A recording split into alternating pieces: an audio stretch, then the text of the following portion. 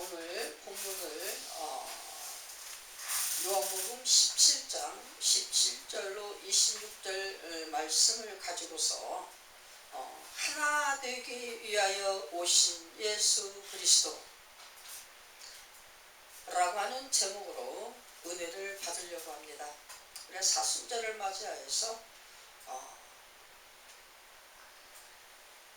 이제 몇 주 지나면 부활절이 되는데 예수 그리스도의 이 땅에 오신 목적, 이것을 단순히 우리에게, 인류에게 영생을 주시기 위하여서 오신 것만이 목적이 아닙니다. 우리 인류가 영생을 얻기 위한 것이 결국에 무엇 때문에 그 영생을 다시 얻어야 되는가? 하나님 앞에 돌아가 하나님과 함께 연합되어져 하나가 되기 위하여 하나님의 영광을 노래하며 그분의 영광을 찬미하는 영원한 삶을 위하여 예수께서 그것을 이루시기 위하여서 하나님 나라에 하나 되기 위한 것을 위하여서 그 영생을 주시기 위한 부활을 이루시는 그 모습을 띠시는 예수 그리스도의 그 모든 것을 우리가 볼 수가 있는 것입니다. 이것에서 오늘 예문이 시편 72편 11절로 19절까지 또 24편 1절로 10절 신명기에 보면 18장 15절로 18절 말씀도 있습니다. 우리가 이 모든 부분을 통해서 오늘 예수 그리스도의 이 땅에 오신 목적 중 가장 핵심의 목적이 무엇인가? 우리에게 부활과 영생을 주신 그 핵심의 목적은 하나님의 나라로서 하나 되게 하기 위하여 연합되어서 하나님의 영광의 꽃과 열매를 맺기 위하여 오셨다라는 것을 우리가 핵심의 주제를 가지고 오늘 은혜를 받기를 원합니다. 오늘도 인터넷에 잠깐 새벽에 이렇게 시간 보느라고 보다가 뭐가 이렇게 창에 떴길래 보니까 프랑스에도 드디어 전쟁이 총성이 울렸다던가 전쟁이 열렸다던가 뭐라고 하얗게 써졌던데요. 프랑스에도 총소리가 울린다는 거예요. 그래서 프랑스는 굉장히 평화를 추구하는 그런 나라 중에 하나죠. 웬만해서 싸움을 하지 않는 나라입니다. 근데 그 프랑스에서 총성이 울렸다, 전쟁의 문이 열렸다라고 한다는 것이 굉장히 그게 기네스북이 뒤는 어떤 그런 것으로 메시지가 오는 것 같습니다. 우리가 아무리 피하려고 해도 하나님의 작정된 그 마지막 때는 절대 피할 수가 없습니다. 이 모양으로든 저 모양으로든 계속적으로 하나님의 작정하신 그 기한, 마지막 때에 그 기한이 계속적으로 점차적으로 가까워 오는 것을 우리가 볼 수가 있죠. 중동 전쟁이 어제 오늘 일이 아니고 한 몇십 년 전 철들어서 알았을 때, 그때도 역시 세계적인 이슈의 전쟁이 중동 전쟁이었어요. 이 중동 전쟁의 그 핵심은 뭡니까? 석유국의 이란, 이라크 그 석유국의 뭐라고 할까? 어려서야 우리 지식은 잘 모르죠. 그래서 세상을 많이 아는 사람들 같지 않기 때문에 많은 설명은 할 수 없지만 어쨌든 어제 오늘의 전쟁이 아니에요. 이스라엘과 이란의 이 전쟁, 중동 전쟁은 세계 전쟁을 계속 품어 있으면서 더 발발하지도 않고 덜 하지도 않고 계속적으로 바글바글 끓는 용암처럼 수십 년을 지금까지 이어왔습니다. 거의 100년 가까이로. 우리가 이런 부분들을 볼 때 아무렇지도 않고 그냥 영원토록 이 세상에서 삶이 끊임없이 되어질 것 같은 그런 어떤 여운이 있지만 그 속에서 우리에게 하나님께 주신 깨달음이 뭡니까? 노아 방주 사건. 많은 사람들이 먹고 마시고 뛰고 놀고 흥청거리고 그러면서 아들 낳고 딸 낳고 장가가고 시집가고 엄청 그렇게 하다가 결국에 뭡니까? 노아의 그 몇 년 동안 120년 동안 배를 지으면서 사람들에게 망치쓰리 뚝딱 배를 짓고 하면서 계속 하나님의 그 예언을 알리는데도 불구하고 사람들은 다 귀를 닫고 듣지 아니하였다. 자, 마지막 때 결국에 뭡니까? 노아의 그 가족만 구원받고 나머지는 다 홍수로 멸절되어지는 8식구가 누구입니까? 노아와 아들 셋, 며느리 셋, 마누라 하나, 이렇게 8이에요. 8식구만 남고 나머지는 다 물에 잠겼습니다. 그런데 그 노아의 가족이 또 다시 그냥 번성하여서 오늘날까지 온 거예요. 이해되십니까? 그런데 이제 뭡니까? 하나님께서 보내주신 그 메시아, 이스라엘 백성들이 얼마나 애타게 기다리고 또 기다리던 그 메시아가 왔음에도 불구하고 그 메시아를 갖다가 배척하면서 결국에 구원의 그 엄청난 기쁜 소식을 받아서 누려야 될 민족이 다른 이방에게 열방에게 빼앗기며 계속 자기들은 뭐예요? 하나님의 자손이다 라고 하면서 계속 지금 무슨 전쟁을 합니까? 석유 전쟁만 하고 있는 거예요. 이스라엘하고 이라크하고 이란하고 주 3개국이 이루어서 거기서 아랍 전쟁이 계속적으로 계속 있는 것입니다. 우리 현대인이 보는 눈 시야 안에서. 그래서 현실적인 모든 삶이 하나님의 창조 안에 하나님의 뜻을 이루기 위하여 원을 만들고 돌아가면서 모든 것을 이루어가고 있다. 시대의 초점도 모든 폭탄을 터지기를 시간을 맞춰놓고 찰칵 초침이 돌아가는 그 초침도 역시 하나님의 영광을 위하여 하나님 나라 하나님을 이루고서 결국에 마지막 영생의 열매를 갖다가 완전히 따내는 그날을 위하여 그 모든 것이 합력하여 선을 이루고 나아간다라고 성경에서는 그렇게 얘기합니다.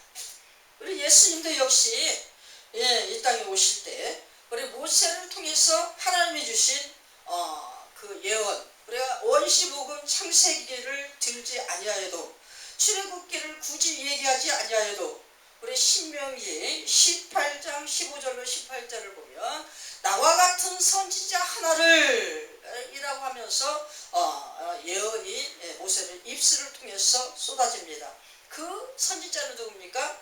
마지막 그 종말을 이루기 위하여서 구원의 완성을 이루기 위한 십자가의 못 박힘을 위하여 오르실 예수 그리스도를 갖다가 예언하는 것이죠.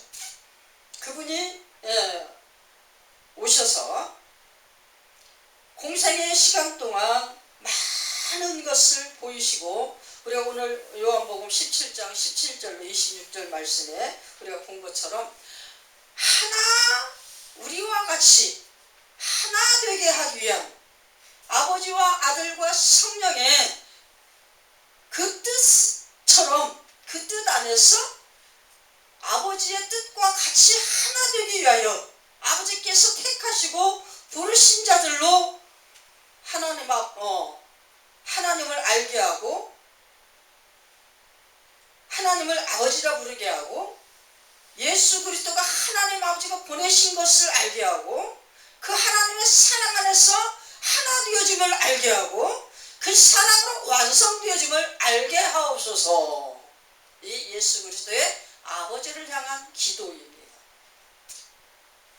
그래 인생이 어찌 계속적으로 이렇게 전쟁이라고 하면은 무서운 것을 전쟁을 치르는 나라들도 모르는 게 아닙니다.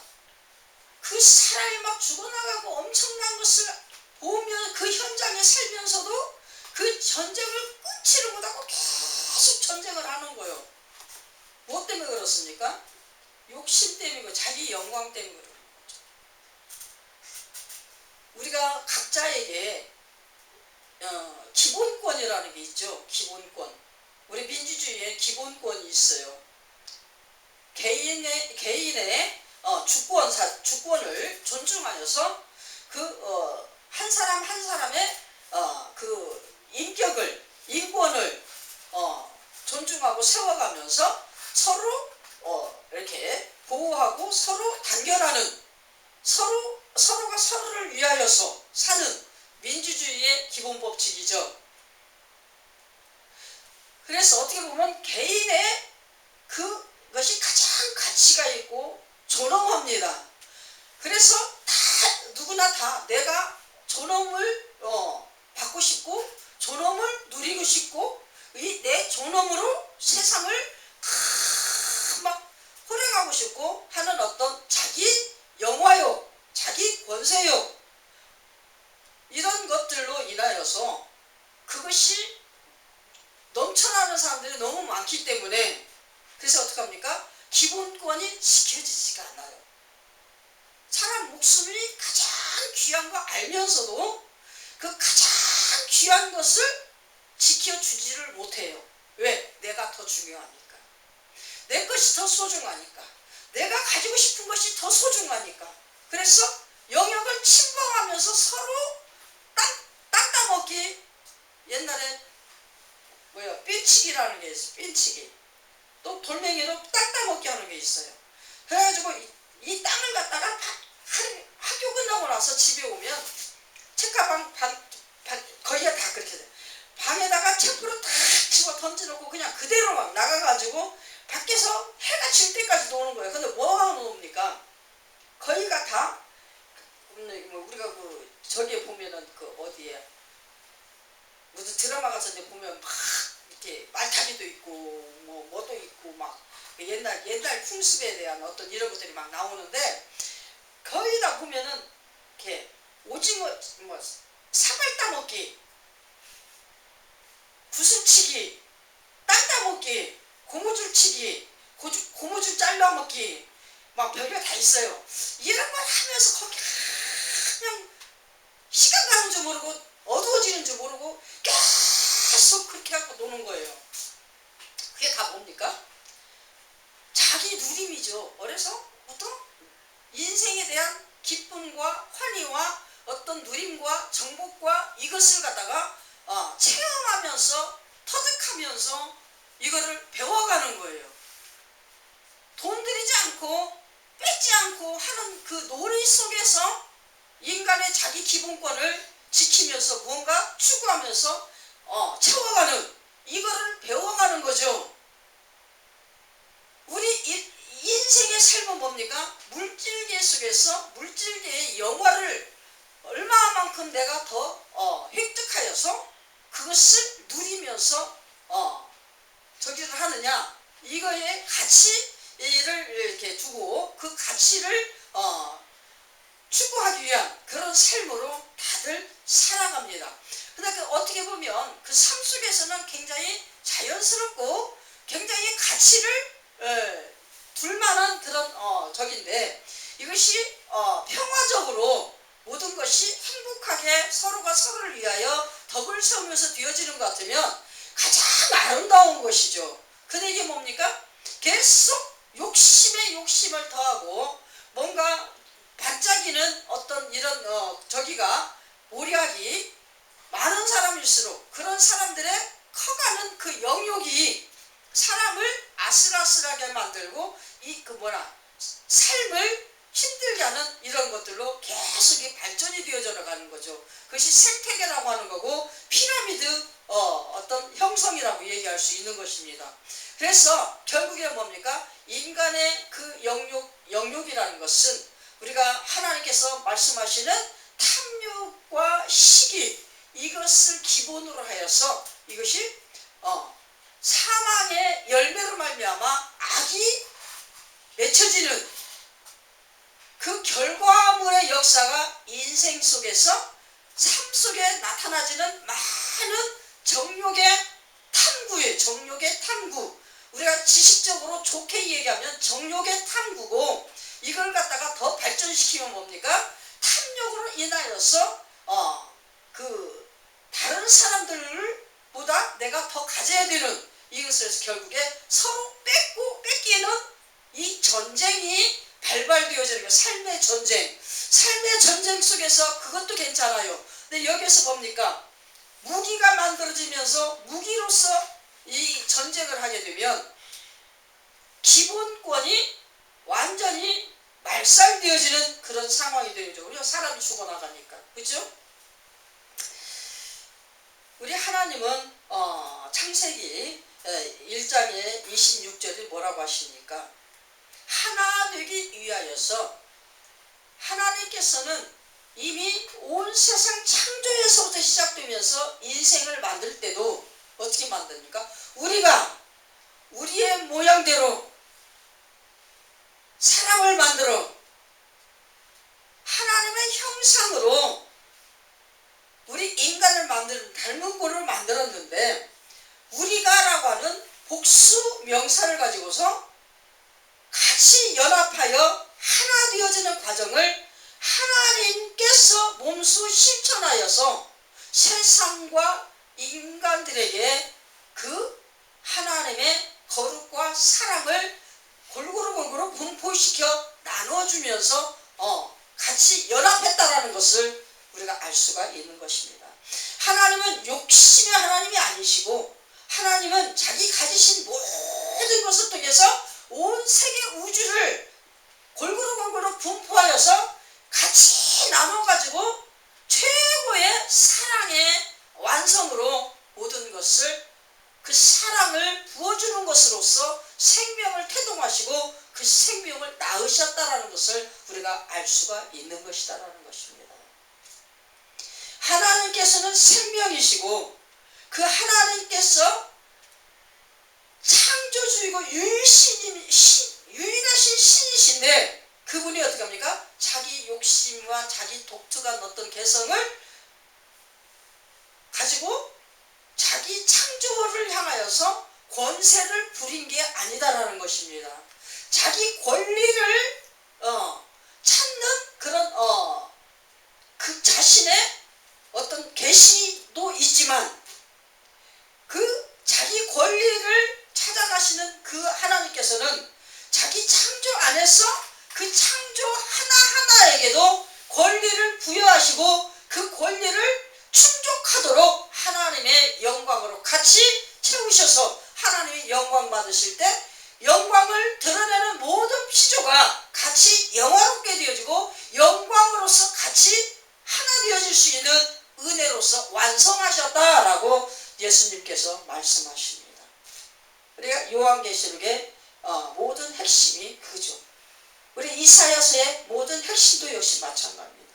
하나님께서 내가 너를 불렀다, 내가 너를 지명하였다, 내가 너를 부를 때는 찬송과 영광을 돌리게 하려 함이라. 하나님의 영광을 노래하기 위해서 우리를 특별히 불렀는데, 우리를 그 부르신 목적 속에서 우리가 하나님을 영화롭게 할 때에 하나님의 격이 우리 안에서 승화되어지죠. 그래 어떻게 합니까? 승화되어지는 하나님의 격과 함께 우리 인생의 격도 역시 하나님을 닮아가는 그 격으로 말미암아 하나님을 영화롭게 하는 그 가장 지고의 자리에 오를 때 가장 존엄하신 그 거룩의 자리에서 우리도 같이 영화를 누릴 수 있는 은혜로서 하나님께서 함께 하셨다라고 하는 것이 요한복음 17장 전반의 요지가 되어지는 것입니다. 아멘이십니까? 이 요한복음 17장의 요지가 창세기 1장 1절부터 요한계시록 20장 22절까지의 모든 예수 그리스도를 말미암아 이루어지는 그 핵심의 요지라는 것을 우리가 알 수가 있는 것입니다. 아까 된 예처럼 창세기 1장 26절에 하나님의 거룩으로서 하나 되어지는 것으로서 우리에게 하나님께서 지으셨을 때에 우리라고 하는 이 하나님의 격, 이 격의 닮은 꼴의 형상, 이 형상은 뭡니까? 하나님께서 내가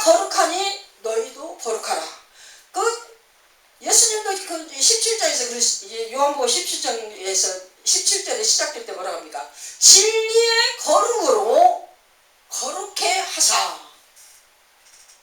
우리 인생들에게 어떻게 진리로서 거룩할 수 있도록 할 수가 있겠습니까? 우리는 죄로 이미 부패되어졌고 타락되어진 그런 존재인데 어떻게 진리 안에서 우리가 거룩할 수가 있겠습니까?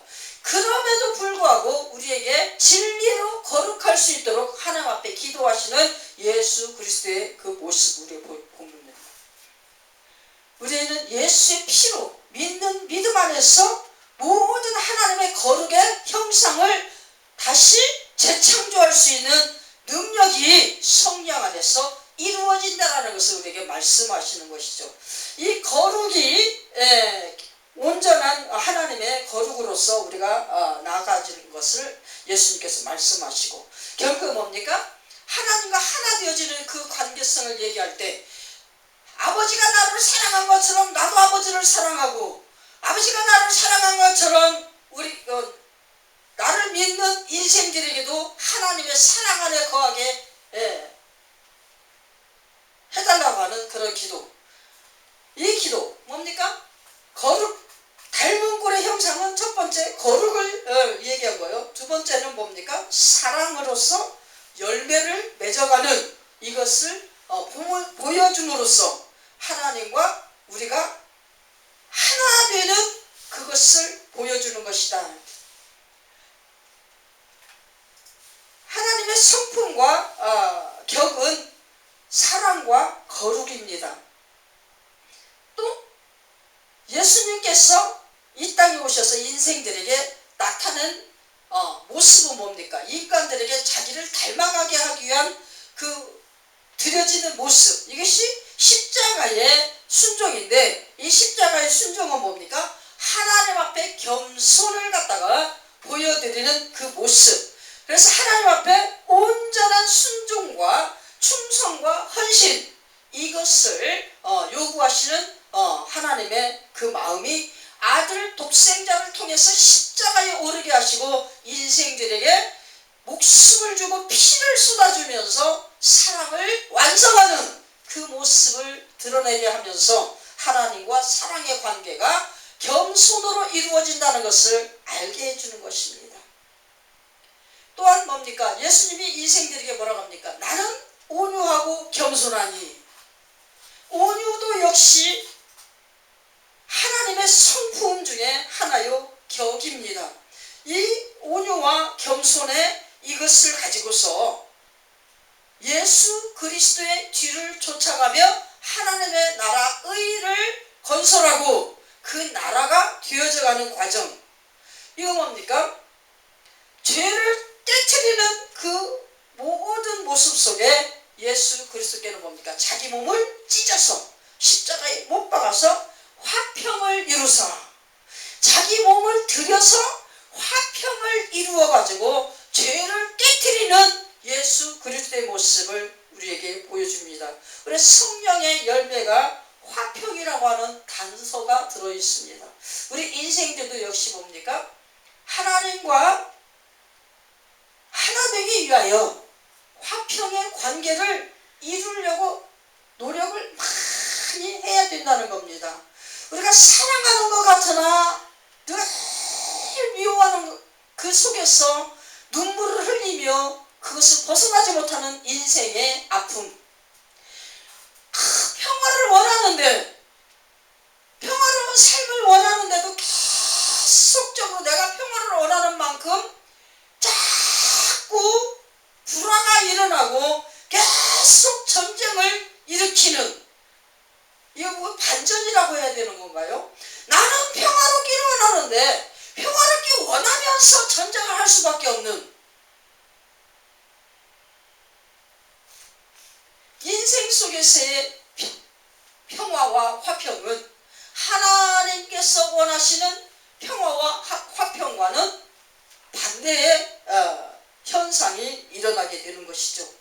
온전한 평화와 화평을 이루기 위해서는 참 사랑을 드러내는 그런 우리의 인내와 절제가 굉장히 필요한데, 우리에게 영원한 생명을 주시기 위하여서 자기 백성을 다 구원케 위한 하나님의 길이 참으심의 그 기간, 이것이 우리 인생 속에 하나님께서 요구하시는 우리 인격을 통한 인내와 절제. 우리 인내와 절제는 미움과 증오와 슬픔과 아픔과 이런 것들을 다 견뎌낼 수 있고 물리쳐낼 수 있는 그런 방편으로서 하나님께서 우리에게 주셔서 어떤 상황이 와도 인내하고 참아서 무엇을 이루라? 구원을 이루라. 우리에게 그렇게 예수님께서 말씀을 하십니다. 하나님께서 뭐요? 한 영혼도 자기의 택한 백성 한 영혼이라도 잃어버리지 아니하기 위하여서 길이 참으심으로써 모든 것을 악을 통해서도 당신의 나라 사랑과 화평을 위하여 그것을 사용하시고 악으로 징계하시는 하나님의 길이 참으심의 사랑의 모습, 이것을 우리에게 하나님께서 계속 말씀하십니다. 당신의 그 형상 닮은 꼴로 우리 인생들에게 정말 은혜를 주시고 당신과 같이 하나 되어지는 한 나라의 연합을 축복을 주셨을 때에 그 축복 안으로 들어올 수 있는 길을 자기 아들을 보내셔서 그것을 다 우리 인생들에게 보여주셨어요. 그죠? 우리 인생을 향하여 자기 아들 독생자가 이 육신의 몸을 입고 이 땅에 오셔서 십자가의 구속을 이루신 모든 사역 그 전체를 얘기할 때 그 예수 그리스도의 모든 삶의 영역이 인내와 온유와 사랑과 겸손과 화평과 순종과 충성과 길이 참음과 인내와 절제, 이것으로서 공생의 사역을 인생들과 같이 웃고 숨쉬며 울고 애통하며 비참해하며 이러면서 그 육신의 아픔까지 모든 것을 완벽하게 십자가에 오르셔서 못 박혀서 죽으심까지 다 온전하게 이루신 그 예수 그리스도의 모습을 통해서 우리 인생들이 하나님과 정말 하나 되어지는 그 길을 알 수 있도록 보여주셨다라는 것입니다. 그렇죠? 이 땅에서 살아가는 우리 인생 속에 정말 하나님과 하나 되어가지고 연합되어진 하나님의 나라가 되기 위하여서 우리는 어때요? 예수 그리스도를 믿기만 하면 돼요. 믿기만 하면 우리는 하나님의 나라가 됩니다. 하나님의 자녀가 됩니다. 그런데 그 하나님의 나라의 모습의 열매를 우리에게 요구하시는데 그 열매는 성령과 함께 또 더불어서 이 예수 그리스도의 가신 길을 같이 제자된 발걸음으로 그 팔자취를 한 걸음 따라오도록 하나님께서 우리에게 요구하셨다. 아멘이십니까? 여기까지 되어야 성화라고 하는 것을 알 수가 있는 거예요. 성화라고 하는 이 단계는 성령과 함께 이 땅에서 신앙의 순례를 이루는 것인데 그것을 서정이라고 합니다. 서정을 쫙 제대로 가면 성화가 되어지는 거예요. 성화가 완전히 이루어지면 우리는 견인 되어지는데 견인은 어느 순간이라고요? 천국 가는 순간이에요. 천국에 들어가는 겁니다. 견인은 하나님께서 우리 이 땅에서의 우리 삶 각자의 인생의 기간, 이것이 끝나는 날이 견인이에요. 뭐 뜻인지 이해되십니까? 이 땅에서 우리가 예수와 함께 하나님의 나라가 되었다. 그 순간부터는 어떻게 해요? 한 발짝 한 발짝 예수 그리스도의 발걸음의 발자취를 따라가는 그 걸음이 서정되어진다는 거예요. 성령과 함께 서정되어져 가요. 서정되어는 그 길을 걸어가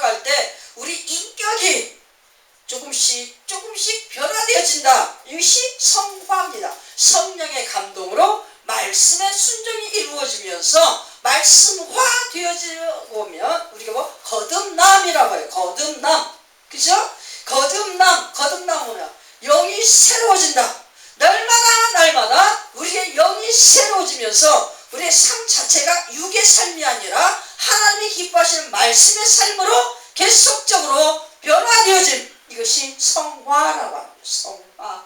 우리가 사랑하는 건 똑같아요. 하루 숨 쉬면서 똑같이 살아요. 근데 우리는 뭡니까? 우리는 성령 안에서 예수 그리스도께 주신 말씀의 양식을 계속 먹으면서 그 말씀의 양식으로 호흡을 하며 계속 새로운 영으로 계속 빛나는 영으로 변화되어지면서 하나님의 아들들이 되어져 가는 거예요. 아멘이십니까? 하나 되기 위하여 오신 예수 그리스도의 십자가 구속의 은총을 덧입어서 우리는 의롭다 인정함을 받고 하나님과 지금 하나가 되어졌습니다. 성령 안에서 예수와 함께 하나님의 나라의 하나가 되어진 연합된 하나님의 나라가 우리는 되었어요. 그래서 우리는 계속적으로 서정되어지면서 성화되어져가는 그런 이 땅에서의 삶을 살아갑니다.